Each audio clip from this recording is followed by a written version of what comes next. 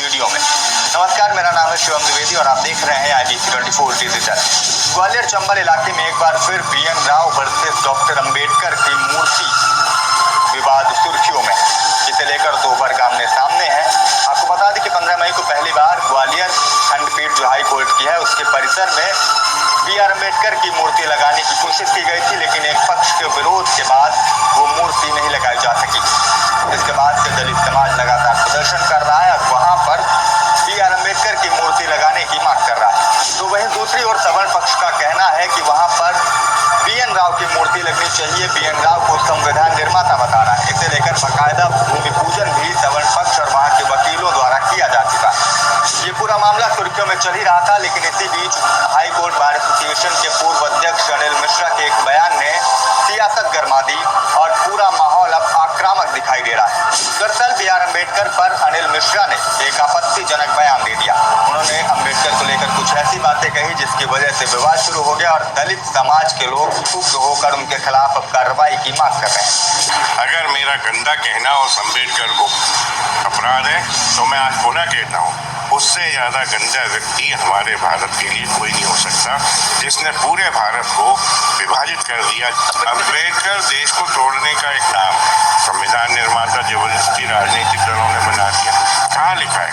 अम्बेडकर जो एक अंग्रेजों का एजेंट था, वो कभी नहीं चाहता था भारत स्वतंत्र हो। तो अनिल मिश्रा का ये बयान सोशल मीडिया पर वायरल होता है, जिसके बाद दलित समाज उग्र हो जाता है। इसके बाद भी अनिल मिश्रा का कहना था कि मैंने कोई गलत बयान नहीं दिया है, मैं अभी अपने बयान के साथ खड़ा हुआ। मामला सुर्खियों में आया तो इस पर सियासत भी शुरू हो गई है।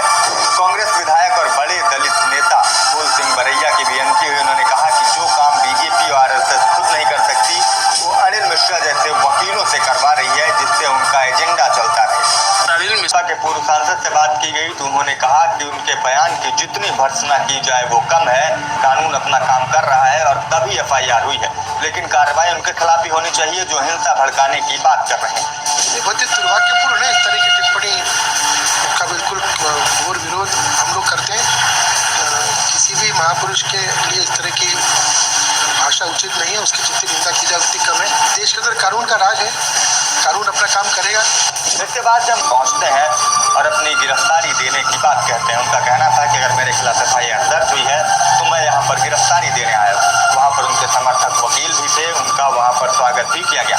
हालांकि तब पुलिस ने ये कहते हुए उनकी गिरफ्तारी लेने से मना कर दिया कि अभी हमें इसकी जरूरत नहीं है, जब जरूरत महसूस होगी पुलिस तभी अनिल मिश्रा को गिरफ्तार करेगी। तो अब इस पूरे घटनाक्रम और इस पूरे मामले के बाद हाल ये है कि BR अम्बेडकर की मूर्ति लगाने के पक्ष में कई संगठन सामने आ चुके हैं।